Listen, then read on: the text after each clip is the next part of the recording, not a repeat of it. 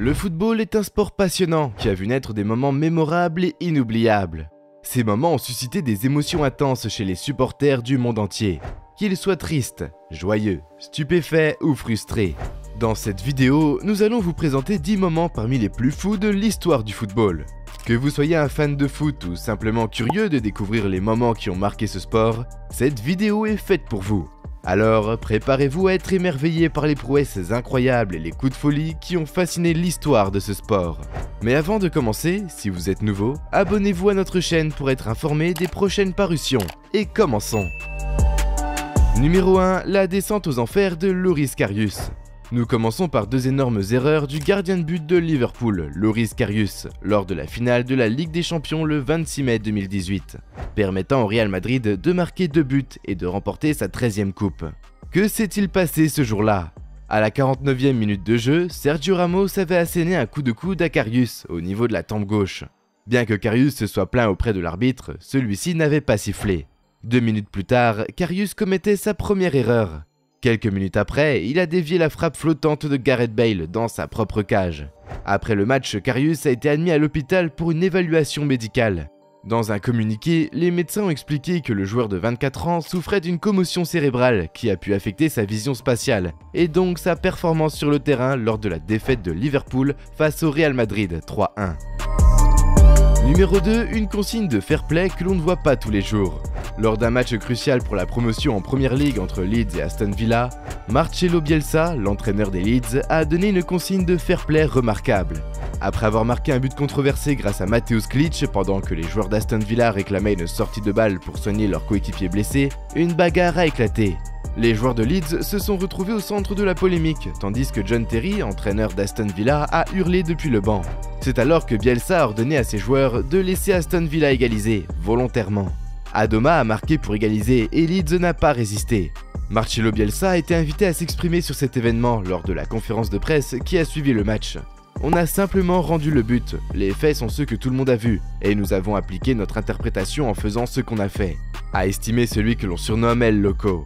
Le football anglais est célèbre pour sa sportivité, donc je n'ai pas à commenter ce genre d'agissement. Je pense que la performance d'aujourd'hui contre la meilleure équipe du moment en Championship nous rapproche de nos objectifs, a ajouté l'ancien boss de l'OM. Numéro 3, Victor Osimhen bat un record physique de Cristiano Ronaldo en Serie A. Lors de la 21e journée de la Serie A, le 5 février 2023, Naples a consolidé sa première place au classement avec une large victoire sur la Spezia, 0-3. Au cours de ce match, l'attaquant nigérian Victor Osimhen a brillé en inscrivant un doublé et en effaçant des tablettes un record de Cristiano Ronaldo. En effet, Osimhen a réalisé un saut à 2,58 mètres pour marquer de la tête, dépassant ainsi de 2 cm le célèbre but de Cristiano Ronaldo contre la Sampdoria en 2019. Osimhen a donc laissé sa marque dans l'histoire de la Serie A. Numéro 4, la glissade de John Terry lors de la séance de tir au but. La finale de la Ligue des Champions de 2008 entre Chelsea et Manchester United est restée dans l'histoire du football grâce à l'un des moments les plus mémorables et comiques du sport. La victoire dépendait du dernier penalty tiré par John Terry, le capitaine de Chelsea. Mais au moment de frapper le ballon, il a glissé sur le terrain mouillé et a manqué sa frappe, envoyant le ballon sur le poteau. Cette malheureuse glissade a coûté la victoire à son équipe, qui a vu Manchester United remporter le titre cette année-là. Numéro 5, la célèbre tête de Zidane. La fameuse tête de Zinedine Zidane lors de la finale de la Coupe du Monde 2006 est un des moments les plus emblématiques et controversés de l'histoire du football. À l'époque, Zidane était le capitaine de l'équipe de France qui affrontait l'Italie en finale de la Coupe du Monde. Au cours du match, Marco Materazzi, défenseur italien, a proféré des insultes verbales à l'encontre de Zidane. En réponse, Zidane s'est retourné et a donné un violent coup de tête à Materazzi, l'envoyant au sol. L'arbitre a alors sorti un carton rouge pour exclure Zidane du match, ce qui a été un coup dur pour l'équipe de France qui a finalement perdu la finale.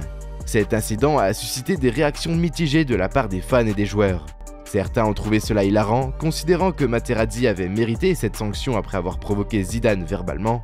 D'autres ont condamné l'acte de violence de Zidane, estimant que cela ne correspondait pas aux valeurs du sport. Après le match, Zidane a présenté ses excuses pour son geste, mais n'a jamais révélé les insultes précises qui avaient déclenché sa réaction. C'est Marco Materazzi lui-même qui a dévoilé leur échange lors d'une interview. Materazzi aurait légèrement accroché le maillot de Zidane lors d'une action. Et le capitaine des Bleus lui aurait donc dit « Si tu veux mon maillot, je te le donnerai à la fin du match ». Ce à quoi l'Italien a répondu « Je préférerais avoir ta sœur ». On comprend mieux la réaction de Zizou suite à cette réponse. Numéro 6, la morsure de Luis Suarez. En 2014, durant un match opposant l'Uruguay à l'Italie, un incident insolite s'est produit.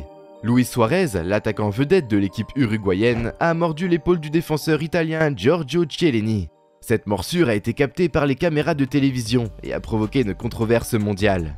Cette action a été très critiquée par les médias et les fans du monde entier, car il s'agissait de la 3e fois que Suarez mordait un joueur sur un terrain de football. La FIFA a décidé d'imposer une sanction importante envers Suarez en raison de cet incident.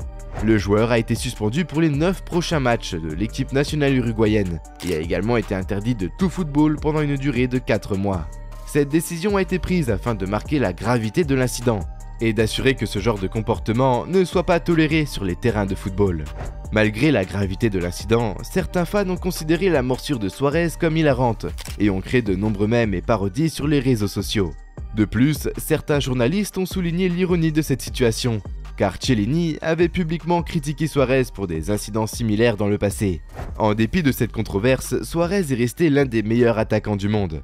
Il a remporté de nombreux titres avec l'Uruguay, le FC Barcelone et l'Atlético de Madrid, démontrant sa capacité à performer à un niveau élevé sur le terrain, malgré les scandales en dehors du jeu. Numéro 7, Cristiano Ronaldo casse le poignet d'un enfant. Le célèbre footballeur portugais Cristiano Ronaldo a fait parler de lui suite à un incident survenu lors d'un match amical opposant le Real Madrid à Bournemouth. Lors d'un coup franc à 32 mètres des cages, le joueur a tenté une frappe impressionnante, mais malheureusement, il a manqué sa cible. Sa puissante frappe a fini par atterrir dans le public et a accidentellement blessé un jeune supporter de 11 ans nommé Charlie, qui était assis derrière les buts. La balle a heurté le poignet gauche de Charlie avec une telle force que cela a entraîné une double fracture. Le jeune garçon était venu au stade avec son père pour assister à ce match, mais l'incident a malheureusement gâché leur journée. J'ai vu le ballon arriver vers moi, il a flirté avec le poteau et j'allais me le prendre dans la tête, alors j'ai dû le bloquer avec ma main. Mon père était assis à côté de moi et il l'a évité, donc je l'ai pris à pleine puissance, a expliqué le jeune fan au magazine Sun. Malgré son poignet plâtré, Charlie a eu droit à une agréable surprise de la part de ses héros du football. En effet, les joueurs du Real Madrid, y compris Cristiano Ronaldo, ont tenu à lui offrir un maillot dédicacé ainsi qu'un ballon signé par l'ensemble des membres de l'équipe. Numéro 8, les plongeons de Neymar. Le comportement de Neymar est souvent critiqué car il a tendance à plonger sur le sol, ce qui a donné lieu à de nombreux mèmes embarrassants à son sujet. Depuis la Coupe du Monde de 2014, ce sujet revient régulièrement sur la table, mais le père du joueur affirme que c'est un faux procès. Selon lui, ce n'est pas du plongeon ou de la simulation, mais une tactique que Neymar a apprise dès son centre de formation et qu'il utilise toujours aujourd'hui en tant que professionnel.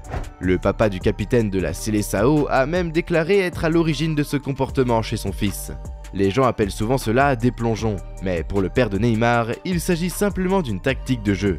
Je lui ai dit qu'à chaque fois qu'il irait au duel pour le ballon, il le perdrait, sauf s'il arrive avant son adversaire. Si tu vois que tu vas prendre un coup, saute dans les airs, a raconté Neymar Senior avant d'utiliser une métaphore étonnante. Prenez une brochette à barbecue, si vous la jetez en l'air et si vous la frappez avec une masse, elle ne va pas se casser, mais si vous la laissez au sol, le moindre choc va la briser. Il en irait donc de même avec l'ancien prodige de Santos. Je l'ai prévenu qu'il ne gagnerait pas les duels physiques, qu'il fallait donc qu'il soit intelligent sur le terrain, jusqu'à ce qu'il soit assez mûr pour encaisser les chocs. Et c'est injuste de parler de plongeon, a ajouté Neymar Senior avant de conclure. Je ne critique pas ceux qui disent qu'ils plongent. Je dis juste que les arbitres doivent comprendre ce qui est une simulation et ce qui n'en est pas une. Numéro 9, un chien perturbant un match argentin. Lors d'un match de championnat argentin en 2017 opposant San Lorenzo à Arsenal des Sarandí, une scène insolite a eu lieu. Tout se passait normalement jusqu'à ce qu'un joueur un peu particulier fasse irruption sur le terrain. Un chien est apparu sur le terrain et a fait preuve d'une touche de balle étonnante, attirant l'attention des joueurs et des spectateurs. Malgré les tentatives des joueurs pour l'attraper, le chien a continué à jouer avec le ballon, provoquant les rires et les applaudissements du public. L'incident a entraîné une interruption du match pendant plusieurs minutes, jusqu'à ce que le chien soit finalement sorti du terrain. La télévision argentine a même voulu interviewer la star de la soirée. Numéro 10, Eric Cantona doublement sanctionné. En 1995, Eric Cantona était l'un des joueurs les plus célèbres et talentueux de la première ligue anglaise, jouant pour Manchester United et ayant aidé son équipe à remporter 3 titres consécutifs. Cependant, lors d'un match contre Crystal Palace, tout a basculé. Le 25 janvier 1995, Manchester United se rendait à Selhurst Park pour affronter Crystal Palace. Lorsque Cantona a été impliqué dans une altercation avec un défenseur de Crystal Palace, il a été expulsé. En colère, il a quitté le terrain et a commencé à marcher vers les vestiaires. Mais un supporter de Crystal Palace l'a insulté en passant. Cantona a alors sauté par-dessus les barrières de sécurité pour donner un coup de pied au supporter, créant un scandale qui a fait le tour du monde. Suite à cet incident, Cantona a été suspendu de football pour 9 mois par Manchester United et la Fédération anglaise de football pour conduite violente et mauvaise conduite. Cette suspension a également empêché Cantona de jouer pour l'équipe de France lors de la Coupe du Monde de 1998. Lequel de ces moments vous a le plus marqué? Connaissez-vous d'autres moments qui ont marqué l'histoire du football? Faites-nous le savoir dans les commentaires, j'espère que cette vidéo vous a plu. N'hésitez pas à la liker et de vous abonner à la chaîne pour être tenu informé de nouvelles parutions. Au revoir.